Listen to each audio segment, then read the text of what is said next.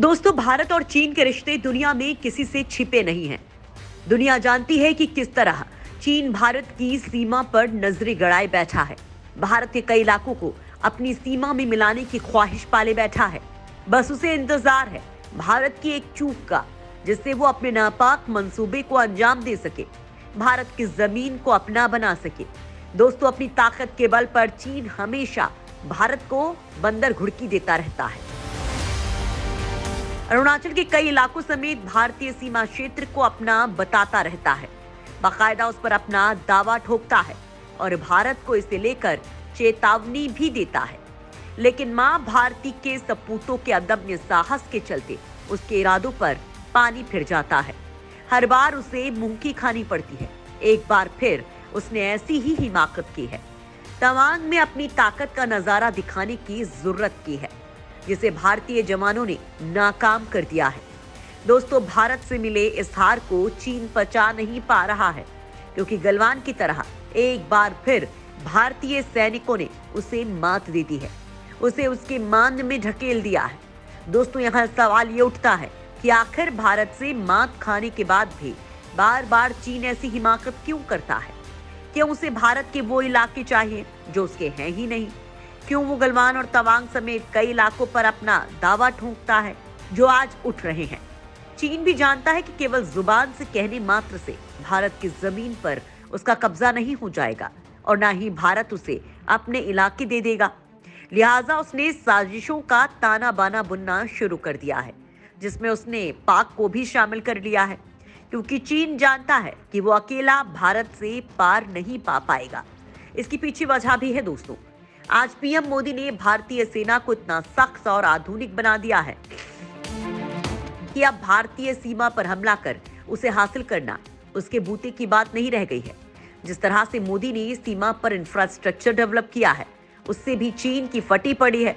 वो समझ गया है कि मोदी उसके मंसूबों को भांप गए हैं, लिहाजा अब भारत से पार पाना संभव नहीं है। इसलिए वो पाक को अपनी साजिश का हिस्सा बनाकर भारत की ताकत को दो मोर्चों पर बांटना चाहता है। दोस्तों, चीन की इसी साजिश को भांपते हुए भारत ने भी अपनी रणनीति बदल दी है। अब वो पाक के मुकाबले चीन की सीमा पर ज्यादा फोकस कर रहा है, क्योंकि वो जानता है कि पाक को मसलना तो उसके दाएं हाथ का खेल है। मेन फसाद की जड़ चीन है। इसलिए उसकी अक्ल को ठिकाने लगाने के लिए उसने चीन से लगती सीमा पर, जहां सेना को आधुनिक हथियार और टैंक के साथ मुस्तैद कर खुली छूट दे दी है, वहीं उनके पास जंग के दौरान फौरन साजो सामान और मदद पहुंचाने के लिए रास्तों को भी सुगम किया जा रहा है। दोस्तों, भारत की इस रणनीति से चीन बुरी तरह से बौखलाया हुआ है और इसी बौखलाहट का नतीजा है तवांग में चीनी सैनिकों का भारतीय टुकड़ी पर हमला करना। दोस्तों, आज हम हमारे इस वीडियो में आपको चीन की सी गुस्ताखी की जानकारी विस्तार से देंगे। आपको बता दें कि आखिर चीन तवांग के पीछे क्यों पड़ा है और इसे पाने के लिए वो पाक के साथ मिलकर कौन सी साजिश रच रहा है। लेकिन ये सब जानकारी जानने के लिए आपको हमारा ये वीडियो बिना स्किप किए लास्ट तक देखना होगा। चलिए शुरू करते हैं। तवांग में गलवान पार्ट 2 चीन को पड़ गया और भारी। भारतीय सैनिकों ने चीनी सैनिकों को याद दिलाई नानी। दोस्तों, अरुणाचल प्रदेश के तवांग सेक्टर में घुसपैठ करने वाले चीन को करारा जवाब मिला है। 9 दिसंबर की रात हुई झड़प में दोनों तरफ के सैनिक चोटिल हुए हैं। हालांकि पीएलए को इस हिमाकत का तगड़ा खामियाजा भुगतना पड़ रहा है। दोस्तों, यहाँ सवाल ये उठता है कि आखिर चीन बार बार ऐसी हिमाकत क्यों करता है? क्यों वो अरुणाचल को अपना बताता है? क्यों वहां साजिशें रचता रहता है? हम आपको बताएंगे, लेकिन उससे पहले आपको चीन के उस गुस्ताखी की विस्तार से जानकारी दे दे, जिसका भारतीय जवानों ने करारा जवाब दिया है। दोस्तों, 9-10 दिसंबर की रात करीब 3 बजे पूर्वी तवांग के यांगेट से पॉइंट पर एक झड़प हुई। यांगेट से पॉइंट पर एक नाला है।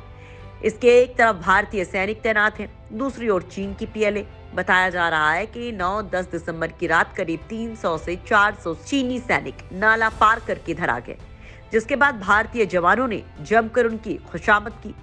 भारतीय सैनिकों ने चीनी सैनिकों की ऐसी धुनाई की जैसे रुई के गद्दे को धुना जाता है। रात के अंधेरे में आए चीनी घुसपैठियों को भारतीय सेना ने मार मार कर खदेड़ दिया। हर बार की तरह इस बार भी चीनी सैनिकों के सारे हथकंडे फेल हो गए और भारतीय सैनिकों ने दृढ़ता से चीनी सैनिकों का मुकाबला किया और उन्हें खदेड़ दिया। दोस्तों, पीएलए ने घुसपैठ की पूरी प्लानिंग की थी, बस मौके का इंतजार था। जिस जगह झड़प हुई वहां घने जंगल हैं। यांगसे में जहां चीनी सैनिकों ने भारत की लाइन पार की, वो इलाका 17,000 फीट की ऊंचाई पर है। दोस्तों, आपको बता दें कि भारत हाई एल्टीट्यूड एरियाज में चीन को पहले भी मुंहतोड़ जवाब देता रहा है। ईस्टर्न लद्दाख में जब पैंगोंग के उत्तरी किनारे पर चीनी सैनिक आ गए थे, तो भारतीय सैनिकों ने पैंगोंग के दक्षिणी किनारे की ऊंची चोटियों पर कब्जा कर लिया था, जिसके बाद चीन बातचीत की टेबल पर नरम पड़ा था। दोस्तों, यहाँ सवाल ये उठता है कि क्या चीनी सेना को तवांग में भी गलवान जैसा जवाब मिलेगा? तवांग में भी चीन को मिला है गलवान जैसा जवाब। तवांग में झड़प को लेकर जिनपिंग ने क्यों साथ रखी है चुप्पी?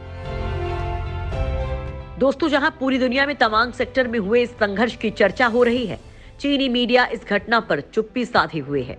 हर छोटी से छोटी घटना पर दुनिया भर के लोगों की धमकी भरी लंबी लंबी आर्टिकल लिख डालने वाला ग्लोबल टाइम्स अपने चीन अमेरिका संबंधों पर लेख लिख रहा है। जहां भारत में हर किसी को इस घटना की जानकारी मिल चुकी है, तीसरी बार राष्ट्रपति बनने वाले शी जिनपिंग अपनी जनता से ये सच क्यों छुपा रहे हैं? ऐसी भी आशंका जताई जा रही है कि क्या इस बार भी चीन अपने पराजित सैनिकों का अस्पतालों में गुपचुप तरीके से इलाज तो नहीं करवा रहा है।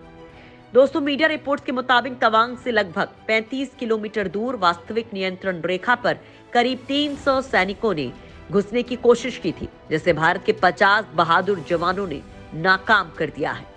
बताया जा रहा है कि झड़प पत्थरबाजी से शुरू हुई। रिपोर्ट के मुताबिक चीनी सैनिक हाथ में नुकीले और धारदार क्लब लगाकर पहुंचे थे। इसके अलावा चीनी सैनिक रस्सी से बनी बंदरमूठ गांठ टेसर गन लेकर पहुंचे थे, लेकिन भारतीय सैनिकों ने उनका मुंहतोड़ जवाब दिया। सूत्रों के मुताबिक पीएलए सैनिकों को ज्यादा चोटें आई हैं, क्योंकि भारतीय सैनिकों ने 30 मिनट के भीतर ही चीनी ताकत पर काबू पा लिया था। दोस्तों, इस घटना में चीनी फौज को भारतीय सेना से काफी ज्यादा नुकसान पहुंचा है। बताया जा रहा है कि झड़प में घायल हुए चीनी सैनिकों की संख्या भारतीय सैनिकों की तुलना में काफी अधिक है। इसकी वजह भारतीय सैनिकों का इस तरह की हरकत के लिए पहले से ही तैयार रहना बताया जा रहा है। दोस्तों, यही वजह है कि अब तक चीन ने इस घटना को लेकर कोई प्रतिक्रिया नहीं दी है। दोस्तों, यहाँ सवाल ये उठता है कि आखिर बार बार मुंह खाने के बाद भी चीन सुधर क्यों नहीं रहा है?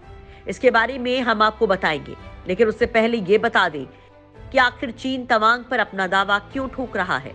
तवांग में ऐसा क्या है जो चीन उसे पाना चाहता है? चीन तवांग पर क्यों करता है अपना दावा? क्यों मैकमोहन रेखा को मानने से करता है इनकार?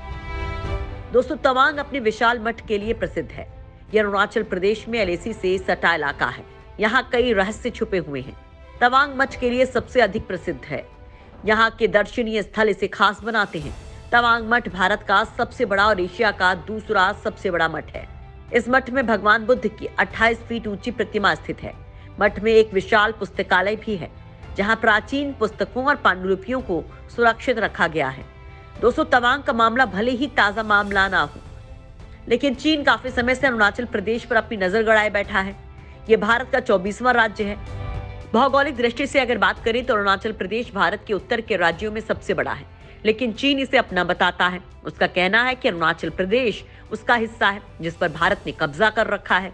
दोस्तों, चीन इसे दक्षिणी तिब्बत कहता है। वैसे तो तिब्बत ने कई साल पहले खुद को एक स्वतंत्र राष्ट्र घोषित किया था, लेकिन उसके बाद भी चीन इस बात को स्वीकार नहीं करता है और उस पर अपना अधिकार जताता रहता है। दोस्तों, भारत और चीन के बीच इस विवाद की शुरुआत 2014 से हुई थी। उस समय ब्रिटेन, चीन और तिब्बत के बीच शिमला में बॉर्डर से जुड़े अहम फैसले लिए गए थे। ब्रिटिश इंडिया और तिब्बत के बीच 890 किलोमीटर की सीमा खींची गई, जिसके तहत तवांग यानी कि अरुणाचल प्रदेश को भारत का हिस्सा माना गया। लेकिन चीन का कहना है कि उसे धोखे और अंधेरे में रखते हुए मैकमोहन रेखा खींची गई। यही कारण है कि चीन मैकमोहन लाइन को मानने से ही इनकार कर देते हैं और भारत के अरुणाचल प्रदेश पर अपना दावा करता है और उसे दक्षिणी तिब्बत बताता है।